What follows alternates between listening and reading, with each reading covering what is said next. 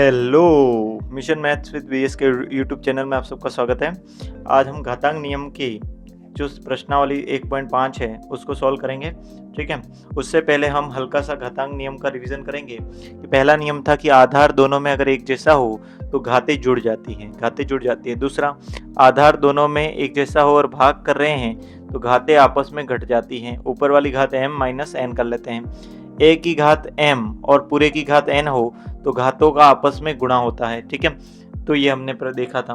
तो अगला था कि a और b का गुणा हुआ है और उसकी घात में m है, तो a की घात में भी m आएगा और b की घात में भी m आएगा, जिसको हम ऐसे लिखते हैं, ठीक है। a की घात m, b की घात m। अगला a बटा b पूरे की घात n है, तो a की घात भी n करना है और b की घात भी n करना है, मतलब अलग अलग घात दोनों की लगा सकते हैं।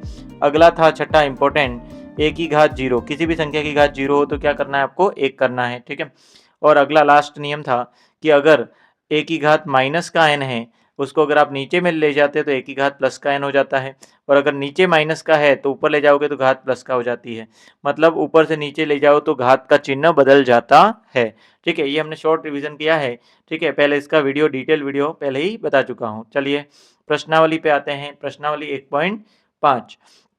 पहला प्रश्न है, ज्ञात कीजिए, इसका मान ज्ञात करना है 64 की घात 1/2। तो आप क्या करोगे, सबसे पहले 64 के टुकड़े कर लो।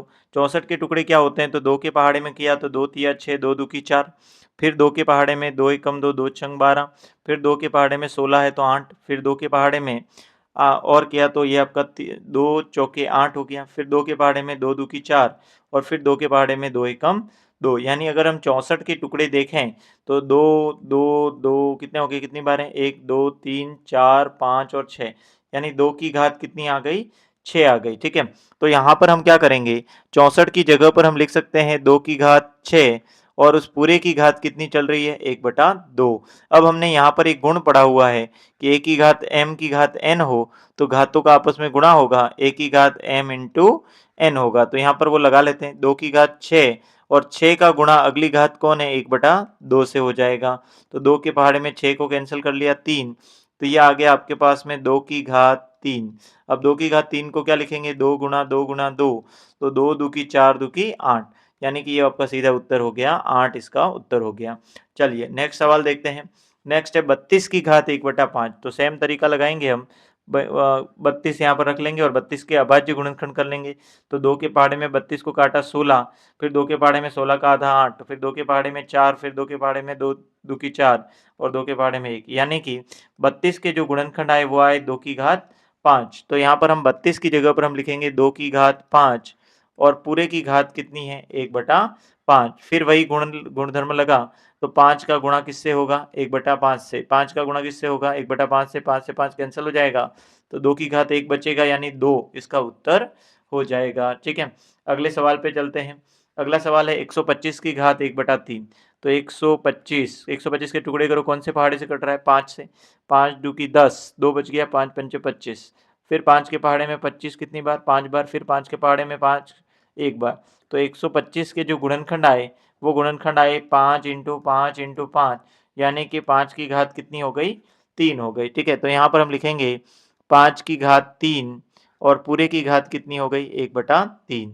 तो 5 की घात 3 और 1/3 का आपस में गुणा होगा, तो 5 की घात 3 गुणा 1/3, कौन सा गुण लगा, a की घात m की घात n वाला, तो a की घात m गुणा n कर लेंगे।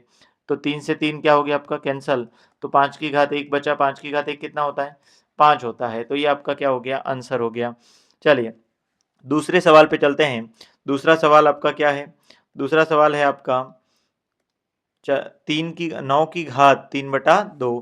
तो 9 के टुकड़े कर लेते हैं, तो 3 के पहाड़े में 3 तिया 9, 3 के पहाड़े में एक बार, यानी 9 के टुकड़े आ गए 3 की घात 2, ठीक है। तो यहाँ पर 9 की जगह लिख लेंगे 3 की घात 2 और की घात 3/2, ठीक है। फिर वही नियम लगा, 3 की घात 2, इन दोनों का घातों का आपस में गुणा, m इंटू एन, a की घात m की घात n हो तो a की घात m इंटू n कर लेते हैं, m का गुणा n से कर लेते हैं। तो यहाँ पर 3 की घात 2 की घात 3/2 है, तो 2 का गुणा 3/2 से, 2 का गुणा 3/2 से, 2 से 2 कट गया, तो बचा क्या 3, और घात में कितना बचा 3 बचा, घात में कितना बचा 3 बचा। अब 3 की घात 3 कितना होता है 27 होता है, 3 इंटू 3 इंटू 3 कितना होता है 27, 3 का घन कितना होता है 27 होता है। अगले सवाल पे चलते हैं 32, 32 के टुकड़े कर लो सबसे पहले, तो 2 की घात 2 के पहाड़े में 16, 2 के पहाड़े में 8, फिर 2 से 4, फिर 2 से 2 और 2 से 1, यानी 32 के टुकड़े आ गए 2 की घात 5। 5 क्यों आया, क्योंकि यहाँ देख रहे हैं कितनी बार है, कितनी बार है 2 5 बार है, ठीक है। तो इस तरीके से आ गया, तो 32 की जगह हम लिखेंगे 2 की घात 5 की घात 2/5। तो अब वही a की घात m की घात n जैसा बन रहा है, तो हम इसको लिखेंगे m इंटू n, घातों का गुणा कर लेंगे, तो इन दोनों घातों का आपस में गुणा कर लेंगे, ठीक है। तो चलिए देखते हैं, हाँ इसको एक बार हटा देता हूँ ये वाला, चलिए तो घातों का आपस में गुणा कर लेते हैं, तो आपका हो गया 2 की घात 5 का गुणा 2/5 से, 5 का गुणा 2/5 से, तो 5 से 5 कट गया, तो 2 की घात 2 हो गया, और 2 की घात 2 का मतलब हो गया 4, 2 का वर्ग कितना हो गया 4 हो गया, तो ये आपका इसका आंसर आ गया। नेक्स्ट सवाल पे चलते हैं, 16 की घात 3/4, 16 की घात 3/4, तो 16 के पहले टुकड़े कर लो, तो 2 के पहाड़े में 8, 2 से 4, फिर 2 से किया 2 बार, फिर 2 से किया 1 बार, तो 16 के टुकड़े आ गए 2 की घात, यहाँ लिख लेते हैं 16 के टुकड़े कितने आए, 1 बार 2 3 और 4, यानी 2 की घात 4 आ गए, तो यहाँ पर लिखेंगे 2 की घात 4 की घात 3/4, इसको अगर हल करोगे तो 2 की घात 4 इंटू 3/4, वही 3/4 का 4 से गुणा, 4 से 4 कट गया, तो 2 की घात 3 आ गया, और 2 की घात 3 कितना होता है 8 होता है, यानी 2 का घन जो होता है वो आपका 8 होता है। अगले सवाल पे चलते हैं, अगला सवाल है 125 की घात -1/3, चलिए शुरू करते हैं। तो 125, 125 के अगर टुकड़े करोगे तो 5 के पहाड़े में 25 बार, फिर 5 के पहाड़े में 5 पंचे 25, और फिर 5 के पहाड़े में 1 बार, यानी कि 125 के टुकड़े आ गए 5 की घात 3, 5 कितनी बार आया 3 बार, तो 5 की घात 3 आ गए, और उसकी घात कितनी है -1/3। अब क्या करोगे, वही गुणधर्म लगा, 3 का गुणा -1/3 से घात में करना है, ठीक है, घात में कर लिया, 3 से 3 कट गया, तो 5 की घात बचा -1। अब 5 की घात -1 मतलब क्या, कि अगर इसको मैं बटे में ले जाऊंगा तो 5 की घात +1 हो जाएगा, तो यहाँ कौन सा गुणधर्म लग रहा है कि a की घात -n हो, तो नीचे ले जाएं तो +n हो जाता है, तो ये गुणधर्म नंबर 7वां जो है वो अपना लग रहा है, ठीक है। अगले सवाल पे चलते हैं, गुणधर्मों का उपयोग करके, जो नियम है उनका उपयोग करके आपको इनको हल करना है, तो चलिए देखते हैं। यहाँ भी 2 है, 2 की घात 2/3 है, और यहाँ 2 की घात 1/5 है, यानी कि दोनों में आधार अगर हम देखें तो दोनों में आधार कैसा है a है, देखो यहाँ भी 2 है, यहाँ भी 2 है, तो a जैसा बन रहा है, और घातें अलग अलग हैं, तो पहले की घात m कर लेते हैं, दूसरे की घात n, दोनों घातें अलग अलग हैं, आधार एक जैसा है, घातें अलग अलग हैं, और गुणा हो रहा है, तो घातें क्या हो जाती हैं जुड़ जाती हैं, तो इसमें क्या करना है, तो पूरे की घात 2 हो जाएगी, 2 बट आधार तो 2 रहेगा, और घातें जुड़ जाएंगी, घातें कौन है 2/3 प्लस 1/5, ठीक है, 2/3 और 1/5 जो घातें हैं उनको जोड़ देना है।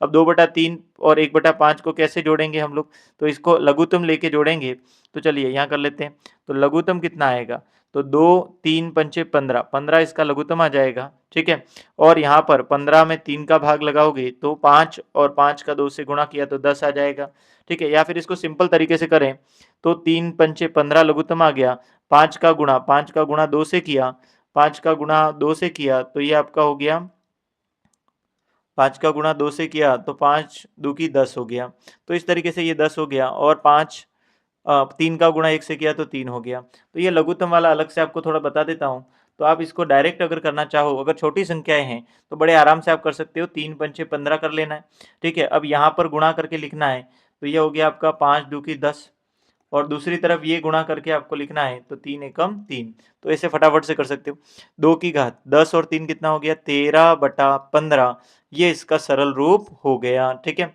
अगला सवाल देखेंगे, अगला सवाल देखेंगे,